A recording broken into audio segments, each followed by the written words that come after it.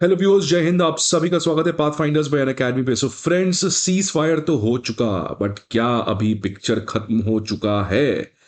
ये बात तो पता नहीं फ्रेंड्स। सीज फायर का वायलेशन की खबर तो कल रात को ही आई थी, बट सबसे पहला सवाल आता है तो आखिरकार भारत ने सीज फायर किया ही क्यों, और वो भी डोनाल्ड ट्रंप के मेडिएशन के द्वारा।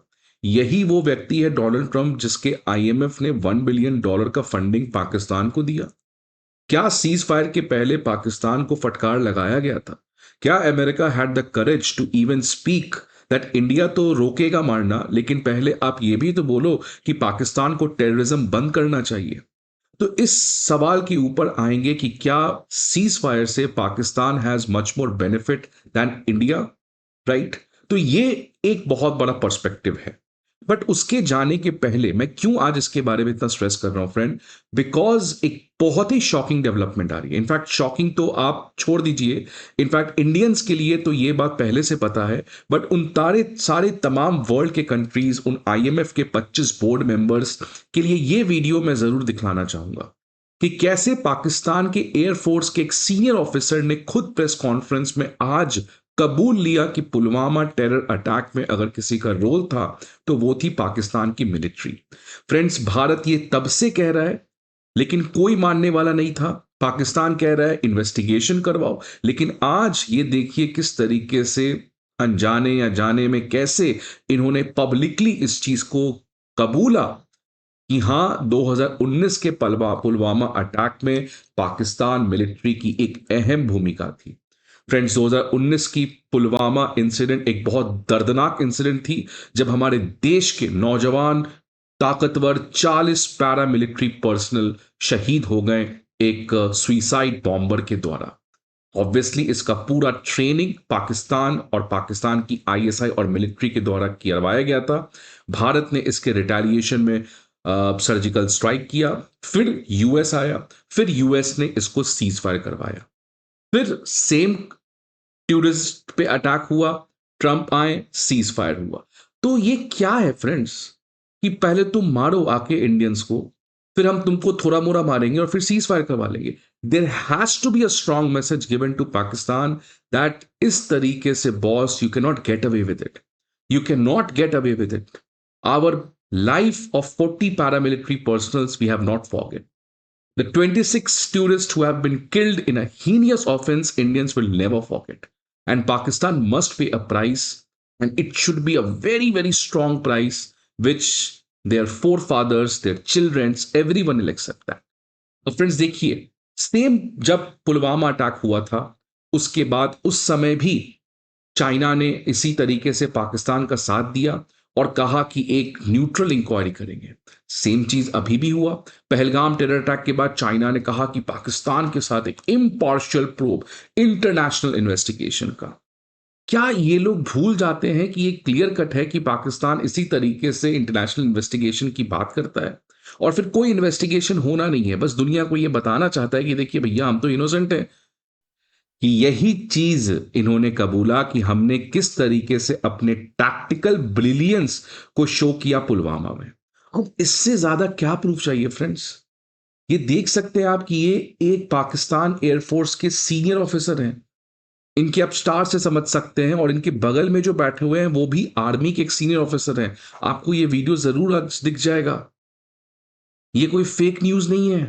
आज जाके आप खुद इसको वेरीफाई कर लीजिएगा।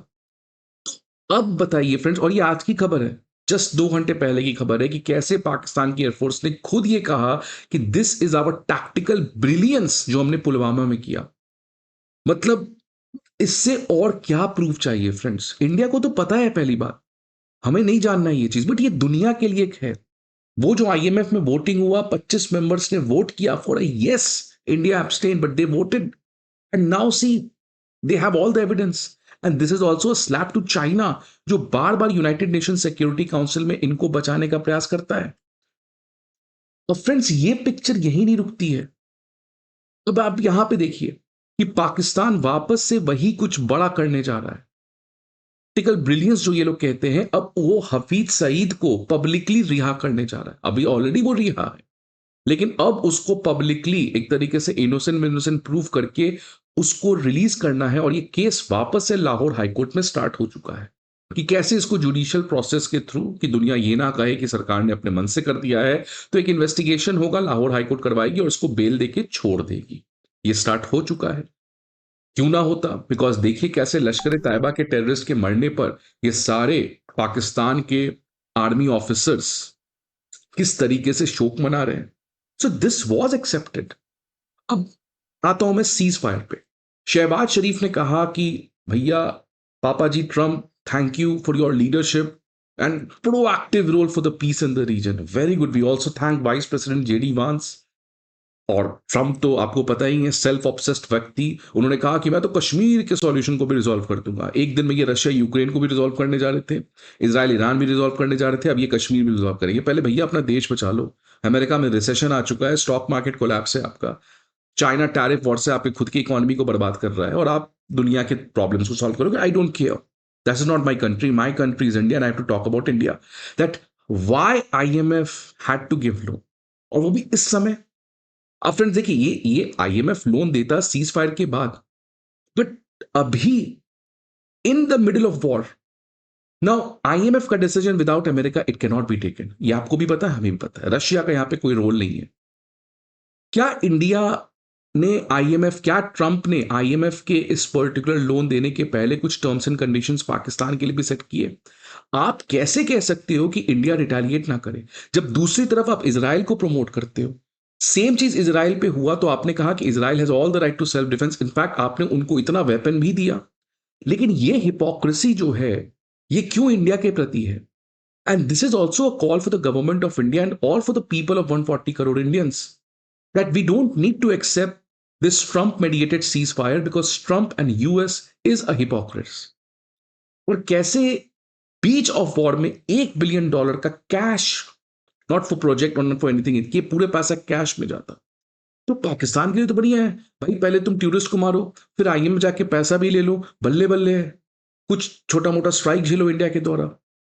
आई एम नॉट सेइंग कि this war have been continued. ये वॉर को बढ़ना चाहिए था, ऑब्वियसली वॉर को सीज फायर होना चाहिए था, but India should have drawn the red lines कि भैया ये चलिए ठीक है, मैं सीज फायर कर रहा हूं, बट इस सीज फायर में ये भी लिखना चाहिए कि once even a small attack happens, there will be no ceasefire in the future. There will be something bigger than what Pakistan can never accept. Friends, what are your views? Please let me know in the comment box. Hope आपको ये video अच्छा लगा।